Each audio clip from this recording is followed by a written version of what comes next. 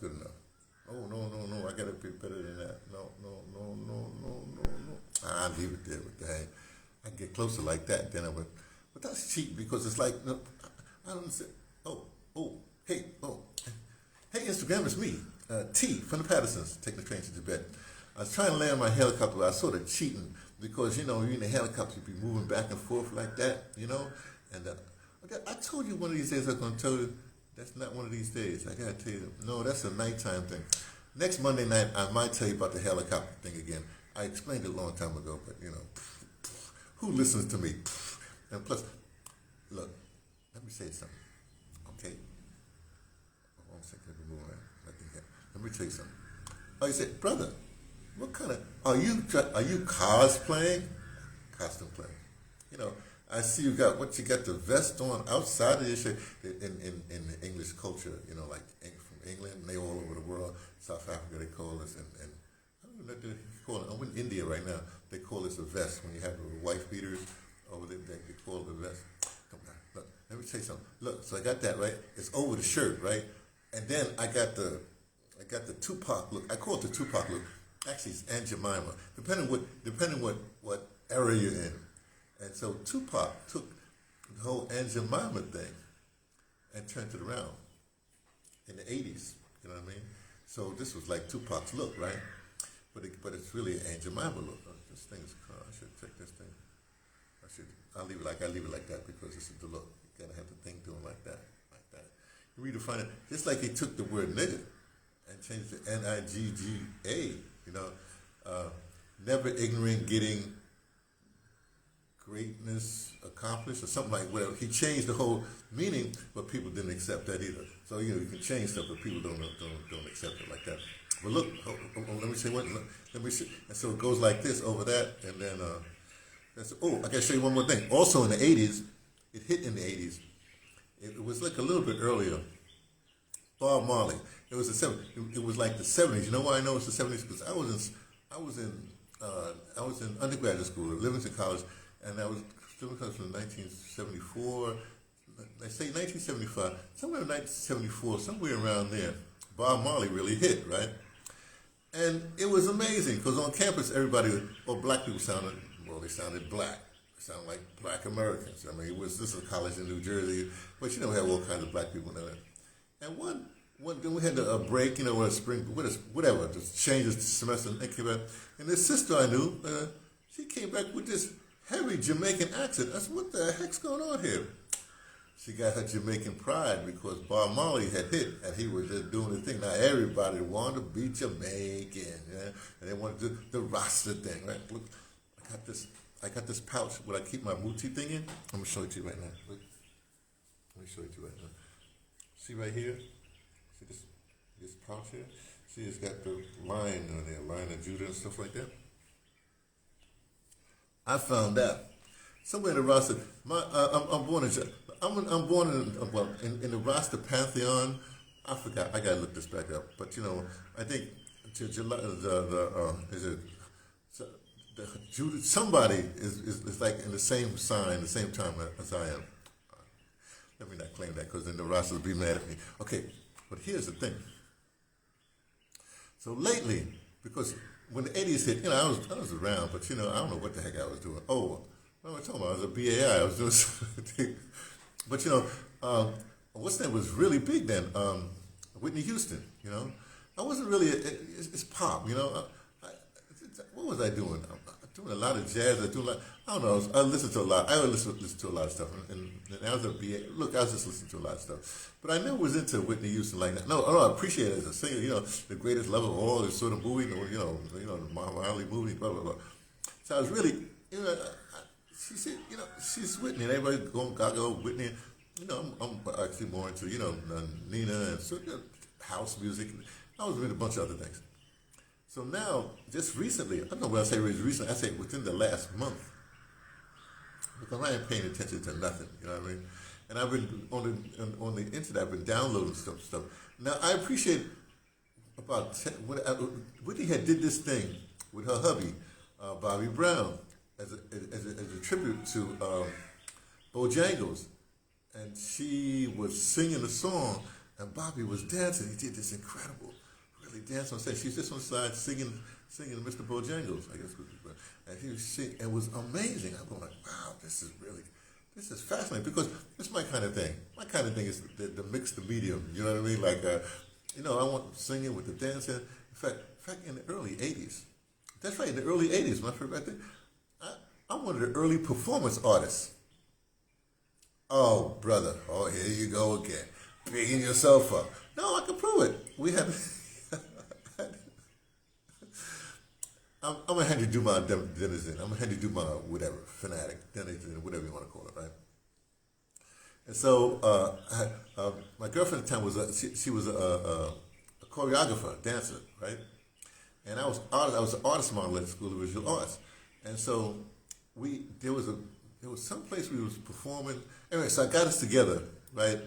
Three of us together, and there was some event happening someplace on the Lower East Side. So I got us on the thing as a to do a poem, right? Let me tell you how it is. I made the sheet, just one sheet at the poem, not the poem, but the program. Our little thing of the program, where had everybody's name, like Jan Ford and what she did, like Anthony Sloan, what he did, Greg Mills, what he did. He's the artist, right? And Jan was the choreographer. But the way it was like a biography in a in a playbill, right?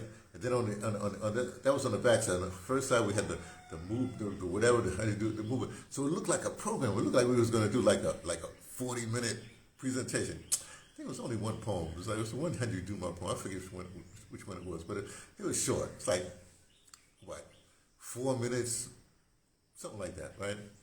But no, maybe it was a little bit longer than that. Maybe it was, say it's 7 minutes. I like the number 7. I like 3 too, but let's do 7 minutes, right? So I'm doing a poem on the microphone on the podium. Jan is down there doing a dance to the poem right there, and Greg is back there doing a freestyle, an art thing on that thing, and that was our performance thing. I said, okay, brother, why you think that's so a big deal? Now, here's the thing. I was arts director. Years later, let's say 10 years later, I was there's a program called Playwriting in the Schools, Playwriting in the Schools, out of the Public Theater in New York. And Arthur, this guy Arthur, he was the head of it, right? He's the one that brought I'm looking at everybody. He's the one that brought who did Ma Rainey's Black Bottom as a film. The guy from anyway. When he wrote the Color Museum. Well, Arthur's the one that saw Color Museum at Crossroads Theater in New Brunswick. They have all these connections, I know all the people, like Khan and those people that started Crossroads, went to school with them, blah, blah, blah. It doesn't matter. The point is, all this is connections to me. You have no idea what I'm talking about. But follow me. I'm getting to a point. So Arthur, we was talking about Arthur, he remembered he was there. He was there and saw that. He said, that was a great performance. I got a review like that. I got a review from somebody who was there. Oh, forget critics, forget people.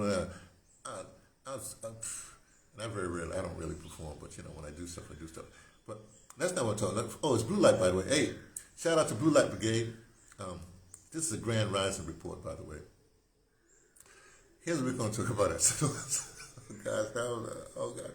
This is the way I roll, man. If you can't stand it, then you got to go. I don't know what to tell you, right? But here's the thing. I talk about Whitney Houston. I've got an amazing appreciation for Whitney Houston. I had this insight into her, right? And the insight sort of, goes like this. I notice that when Whitney is on stage with somebody else, or she's in a group or something like that, she's very, giving. Or she melds into the group. She's part of the group. Like if she's singing with the, one of the gospel people with the BBCC whining or something like that, or she's what her friends are for with Luther. This performance with Whitney, Luther. Who else is it? I forget. A couple other people. Maybe it was Stevie. Whoever it was, right? And Luther's gonna say, "Oh, these people think they can sing.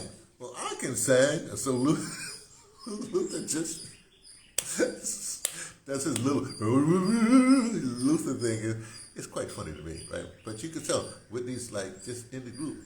But when Whitney is singing alone, it's very interesting, a pure artist. And you can see there's no strain in her. There's no strain, which is, you can tell it really comes from her inside. It's amazing. And the power that she has. It's a weird thing. And I think what happens, she taps so much into herself. How do I say that? I can't. She taps into herself so much that it comes out and it feeds the audience. And the audience is tapped into it too. In other words, when Whitney is singing alone, solo, it's her and the band and the audience.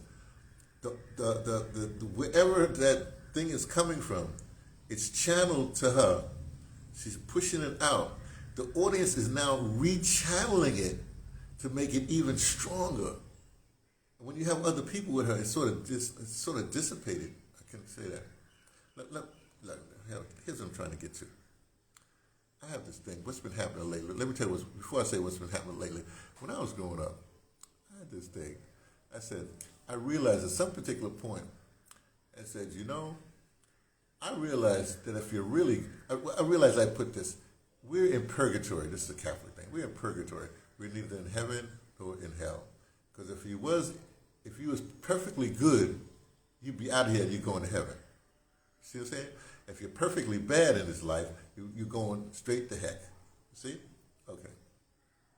So consequently, for most of my life, I ran my life as trying not to be too good, but certainly not to be too bad. See? So I had this like balancing act, I'm not saying I did bad things. I'm just trying to say that's the way I'm thinking. Let me live as let me live. I don't know. I get these things. I was young. Oh, well, young. That's not true. I was in my. I just went on into my 30s. I was still having this flight, and then sort of I left all that up. But lately, then a few years ago, I had this concept of God. God, the Great Spirit. I'd like to say the Great Spirit because that's my American Indian heritage. The Great Spirit, and what it basically is that it's the Great Spirit out there, right? The Great Spirit. I say the Great Spirit, right? And then when I went to, I'm hanging out with in South Africa with the closest, right? They have this thing called Lamata. Like Lamata is like how do you speak Lamata? I'd say it this way. This is not how they say it. It's the membrane between the ancestral realm and the earthly realm. And the reason why you do all these sacrifices and stuff like that, what you do, is because you have to pay. Ancestors can hear you and see you. They're not talking to you like that, but then you're paying, and they see that you're doing right, and they sort of let you, they keep the fabric going, you keep on going. But don't worry about that part. That's my thing. So I'm thinking right now. I've been thinking, wow. Here's what really actually happens. You have to. The reason why I like, for instance, the Muslims play here. It's not a Muslim prayer. It's not 5:30. Well, you hear the Muslims and Hindus always doing some temple thing, and they always praying. Whatever. Is that you suppose, and if you're Catholic, you're supposed to pray 5 times a day. So, wait a minute, no. Yes, you pray 5 times. You pray when you wake up, you pray when you go to sleep, and you got the 3 meals in a day, when you're doing the grace. So you're praying 5 times a day. Don't believe that you're not. All this stuff is the same. Anyway, but what is that for, really? Especially when I'm here in India, because they in temple all the time. We firecrackers are there. Every time somebody goes to the shop, they acknowledge their ancestors. They got the altars right there, whatever. Same thing when I was in Nepal, it was the same thing. I was in Thailand, the same thing. So what does it mean? You're supposed, like Lamata is, like God sees you wherever you go, like Lamata, that little membrane I'm talking about. You're never far from the spiritual realm. Well, you're supposed to keep the God conscious with you all the time. And these little things, when they go pray here, pray there, whatever it is, and they have a symbol that they see, they do that. I say, cool, you're doing it right. I have another way to do it. It goes like this. Go back to the 80s, well, 70s, 80s. Bob Marley had this thing, give thanks and praises. Give thanks and praises. So I developed this thing where I'm going like, okay. I'm not gonna go through the whole thing. But when people pray, they say pray, right? What they're doing is they're not praying, they're petitioning God. Oh, please do this for me. Oh, Allah, do this, or whatever they're doing, right? Well, to me, that's cool. You're doing the call, but you're being but to me, every moment happens. Like, for instance, stuff has been happening lately to me. And I've been doing this for the last 4 or 5 years. Every time something happens, and it's, let's say, good, something even if it's bad, or it looks like it's bad, but I know it's rearing me someplace, I say, here we go. Thank God, praise Olofi. Now, I've since changed this. Sometimes I say, thank love, praise Olofi. Because God is love, love is God. Now, the Prince, if you listen to the Prince song, Love Thy Will Be Done, right? If you change love to God, God Thy Will Be Done, it's a gospel song tune. Anyway, hey, talk about God. Hey, let us shine. Hey, it's sunrise. Did you see it? It's sunrise. So, we gotta do our sunrise. Okay, here's how we do it when the sun has risen.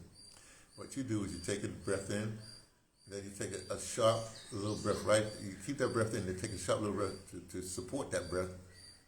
Like God and you, and then you breathe out. So it's like you're breathing in love, pure love. Then that little sharp breath is you, joining love, and then you let it out, because now you and love, you and God, you and whatever great spirit, you and great spirit have now mingled in your body. And now you're saying, okay, we're ready for the day. Yes. Anyway, so the point is, so when I say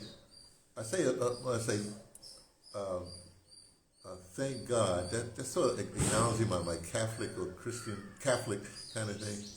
But then sometimes I say thank God. Usually I say thank love, because love is God all over the world. Whatever language is God, right there. So that's the whole thing. And I say praise Olofi, because that's a Yoruba Santeria Candomblé, that from Africa to the Americas. That line there. So I acknowledge that line there, because that's where a lot of my lineage comes from. That there. And plus, let me tell you about the Yorubas got the best tales. You know what I mean? That explains the earthly realm. Well, I don't know every tale, but I'm just saying that they got an answer for everything. There's a story that they could tell that will explain whatever is going on the earthly realm. So I like that. So I always say, thanks and praise, thank, love, thank God, praise Olofi. So every time something happens, no matter what it is, that's what I say. And lately, things have been happening. Whoa. Oh, I mean, in a very short period of time, I just talked to Ian last night, some other stuff for the food and Dawa that's happening in July. I talked to my sister, she's retiring from the VA, that's what's happening. I talked to my wife, she's going through some, and it usually happens to me in threes. That's the other thing, that's why I got to do Lloyd Strayhorn. Now, when I get back and get my little the revised edition of numbers of you, I always look at this afterwards anyway. That's not the point, forget all that stuff. Not forget all that stuff, but that's not the point. The point is, you have to have God consciousness, love consciousness. I say love. The great spirit consciousness for you all the time. And when something good, bad, and different happens, you acknowledge that consciousness. Just wanted to let you know that. I got stuff to do today. So I'll see you soon. Bye.